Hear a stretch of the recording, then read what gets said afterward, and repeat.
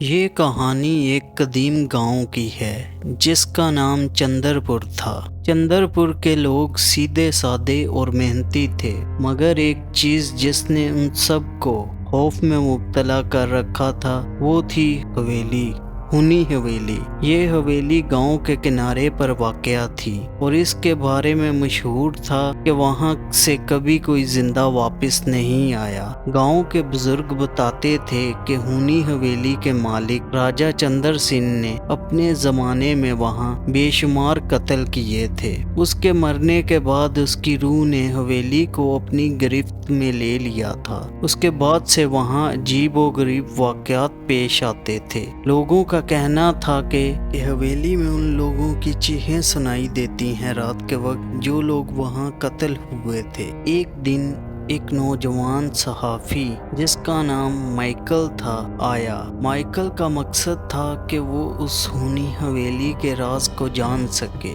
اور اس پر ایک کہانی لکھ سکے۔ گاؤں والوں نے اسے خبردار کیا کہ وہ اس حویلی کے قریب نہ جائے، مگر مائیکل کو کسی بھی طرح اس کی حقیقت معلوم کرنی تھی۔ مائیکل نے رات کے وقت حویلی جانے کا فیصلہ کیا۔ ایک ٹارچ اور کیمرہ لے کر حویلی کی طرف روانہ ہوا۔ جب وہ حویلی کے قریب پہنچا تو اسے ایک عجیب سی سردی محسوس ہونے لگی۔ دروازہ خود بخود کھل گیا اور مائیکل نے دل تھام کر اندر قدم رکھا۔ اندر داخل ہوتے ہی مائیکل نے دیکھا کہ حویلی کی دیواروں پر خون ہی خون ہے، ہر طرف خوفناک خاموشی تھی۔ مائیکل نے اپنی ٹارچ جلائی اور ایک پرانے کمرے میں داخل ہوا۔ اس کمرے میں ایک پرانی کتاب رکھی ہوئی تھی۔ جب مائیکل نے اس کتاب کو کھولا تو اسے معلوم ہوا کہ یہ کتاب ان لوگوں کی داستان ہے جو یہاں قتل ہوئے تھے۔ کتاب میں لکھا تھا کہ راجہ چندر سنگھ نے اپنی حویلی میں بے شمار بے گناہوں کو قتل کیا تھا۔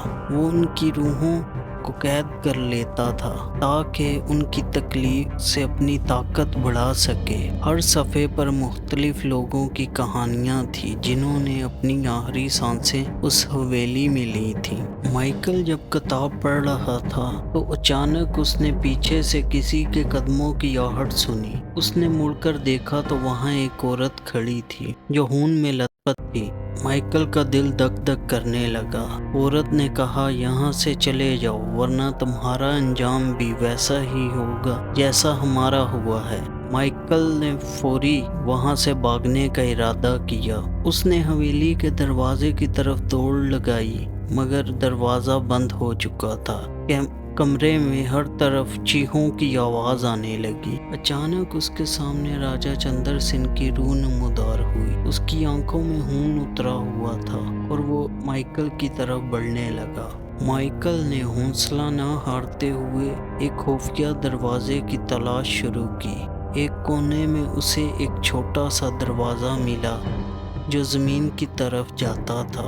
مائیکل نے فوری اس دروازے کو کھولا اور نیچے جانے لگا۔ نیچے جاتے ہی اس نے دیکھا کہ وہاں ایک سرنگ ہے جو گاؤں کی طرف جاتی ہے۔ مائیکل سرنگ کے ذریعے گاؤں واپس پہنچا اور فوری گاؤں والوں کو ہونی حویلی کی حقیقت بتائی۔ اس نے انہیں بتایا کہ کیسے راجہ چندر سنگھ کی روح اب بھی وہاں بھٹک رہی ہے اور بے گناہوں کی روحوں کو قید کر رہی ہے۔ گاؤں والوں نے مائیکل کی باتیں سن کر ایک اجتماعی دعا کا اہتمام کیا اور اللہ سے دعا مانگی۔